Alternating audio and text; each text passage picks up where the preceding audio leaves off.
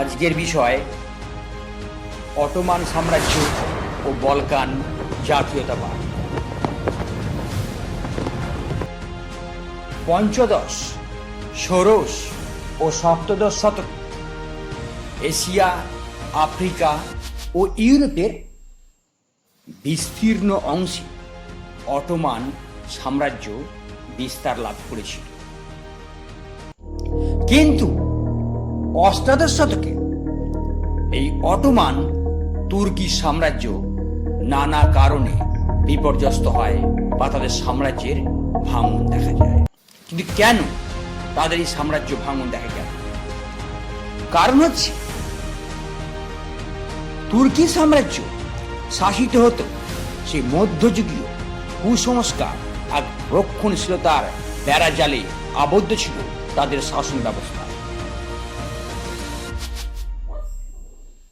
এই শাসকরা ছিল তখনকার দিনের স্বেচ্ছাচারী, দুর্বল, অকর্মণ্য, ব্যভিচারী এবং সংস্কার বিমুখ।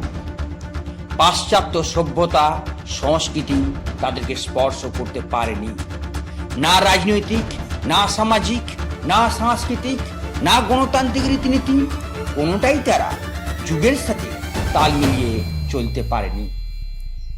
আস্তে আস্তে ইউরোপের অন্যান্য দেশ যখন শক্তিশালী হয়ে উঠল, তখন তাদের ক্ষেত্রে তাদের একটা বাধা দেখা দিল। অর্থাৎ এই সমস্ত শক্তিশালী দেশ, বিশেষ করে ইংল্যান্ড, ফ্রান্স, তুরস্ক সাম্রাজ্যের একটা বাধা হয়ে দাঁড়াল। একদিকে ইউরোপের প্রতিবেশী দেশ, অন্যদিকে তুরস্কের আভ্যন্তরীণ বিদ্রোহ, কোনোটাই তুরস্কের শাসকরা প্রতিহত করতে পারে। তাই ঐতিহাসিকরা এই সময় তুরস্ককে ব্যঙ্গ করে বলেছিলেন, ইউরোপের রুগ্ন মানুষ হল তুরস্ক। তুর্কি সাম্রাজ্যের সব থেকে বড় বিদ্রোহ ছিল বলকান জাতীয়তাবাদ। বলকান জাতীয়তাবাদ তুর্কি সাম্রাজ্যের অন্তর্ভুক্ত বলকান অঞ্চল গ্রিক, মিশরীয়, সার্ব, বুলগেরিয়া, রোমানিয়া, আলবেনিয়া প্রভৃতি বিভিন্ন জাতিগোষ্ঠীর মানুষ এখানে বসবাস করত। তাদের ধর্ম, ভাষা, সংস্কৃতি কোনোটিতেই মিল ছিল না। তাদের মধ্যে কেউ ছিল ইউরোপীয়, কেউ ছিল খ্রিস্টান এবং কেউ আবার শ্বেতকায় ছিল। এক কথায় তাদের মধ্যে বিভিন্ন বিষয়ে অমিল ছিল।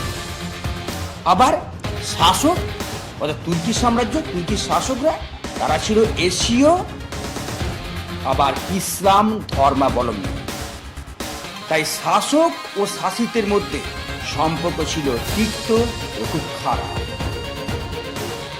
তুর্কি সাম্রাজ্যের এই দুর্বলতার সুযোগে এই অঞ্চলে বসবাসকারী এই সমস্ত জাতিগোষ্ঠীর মানুষ বিদ্রোহ করে এবং তুর্কি সাম্রাজ্যের অধীনতা থেকে তারা বাঁচার জন্য বিদ্রোহ করে। শুধু তাই নয়, এই সমস্ত জাতির মানুষ অন্যান্য ইউরোপ মহাদেশে ছিল, সেই জাতির মানুষ যখন অন্যান্য দেশে বসবাস করছিল, তারাও সেখান থেকে বিদ্রোহ করে যে আমাদের জাতি ভিত্তিক একটা রাষ্ট্র তৈরি হোক বা আমাদের জাতিগুলো আস্তে আস্তে করে একটা নির্দিষ্ট ভৌগোলিক সীমারেখা তৈরি করতে হবে। এই পরিস্থিতি বলকান জাতীয়তাবাদ দেখা যায়। এই বলকান জাতিদের মধ্যে গ্রিস 1830 খ্রিস্টাব্দে এবং 1841 খ্রিস্টাব্দে মিশর স্বাধীনতা লাভ করে।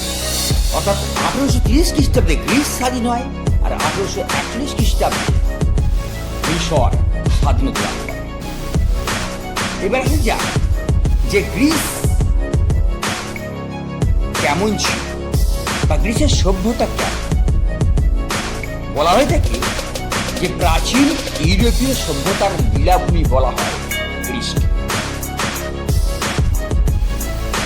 পঞ্চদশ শতকের প্রথম ভাগে ইসলামীয় শক্তি তুরস্কের প্রধানত হয় গ্রিস। দীর্ঘদিন ধরে তুরস্কের অধীনে থেকে 19 শতকের প্রথম ভাগে তাদের মধ্যে একটা স্বাধীনতার আকাঙ্ক্ষা দেখা যায়, অর্থাৎ তারা পরাধীনতার শৃঙ্খল মোচন করার জন্য সংগ্রামে অবতীর্ণ হয়। তারা কেন বিদ্রোহী ছিল বা কেনই বা তারা স্বাধীনতার জন্য লড়েছিল বা লড়াই করেছিল, এই পিছনে অনেকগুলো কারণ আছে। প্রথমত বলা যায়, তুর্কি রাজকর্মচারীদের কুশাসন, অত্যাচার, পক্ষপাতমূলক কর ব্যবস্থা আর সেনা দলের জুলুম গ্রিকদের মনে তুর্কি শাসনের প্রতি ঘৃণার সঞ্চার করে। 2 নম্বর, পরাধীন সত্ত্বেও তুরস্ক সাম্রাজ্যের অন্যান্য জাতিগোষ্ঠীর মতো গ্রিকরাও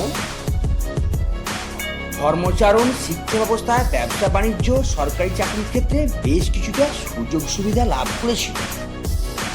আর এই সমস্ত সুযোগ সুবিধা লাভ করার ফলেই তাদের ভাবজগতে একটা পরিবর্তন আসে, যে স্বাধীনতার আকাঙ্ক্ষা তাদের মধ্যে জেগে ওঠে।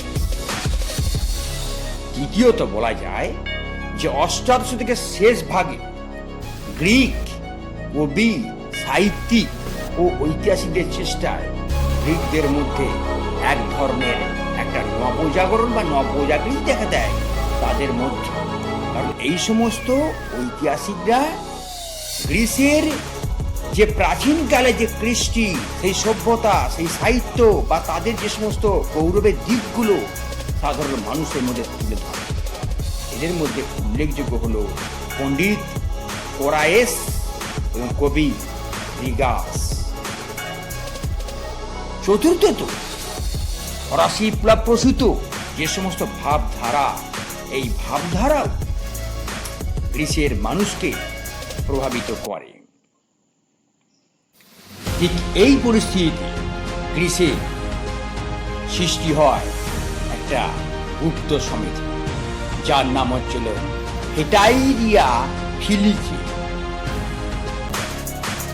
এই হিটারিয়া ফিলিকে অনেকটা ইতালির গুপ্ত সমিতির অনুকরণে তৈরি হয়। 1814 খ্রিস্টাব্দে স্কুপাস নামে জনৈক গ্রিক ব্যবসায়ী গ্রিসের কৃষ্ণসাগর উপকূলের ওডেসা বন্দরে হেটাইরিয়া ফিলিকে বা বান্ধব সভা নামে একটা গুপ্ত সমিতি প্রতিষ্ঠা করে। এর উদ্দেশ্য ছিল কি না, গ্রিসের স্বাধীনতা অর্জন করা। আর সমস্ত কার্যপদ্ধতি বা কর্মপদ্ধতি সেটা ইতালির যে কার্বোনারি ছিল, সেই কার্বোনারিকে অনুসরণ করে এরা চলত। 1814 খ্রিস্টাব্দে এই হিটারিয়া ফিলিকের সদস্য সংখ্যা ছিল মাত্র 4 জন। আর 1821 খ্রিস্টাব্দে এর সদস্য সংখ্যা বের হয় প্রায় 2 লক্ষ। 1821 খ্রিস্টাব্দের মার্চ মাসে এই সমিতির নেতৃত্বে মলদাভিয়া ও ওয়ালিয়াসিয়াতে তুরস্কের বিরুদ্ধে বিদ্রোহ শুরু হয়। বিভিন্ন ঘাত প্রতিঘাত গ্রিস আত্মত্যাগের মধ্য দিয়ে 1820 খ্রিস্টাব্দে গ্রিস স্বাধীনতা লাভ করে।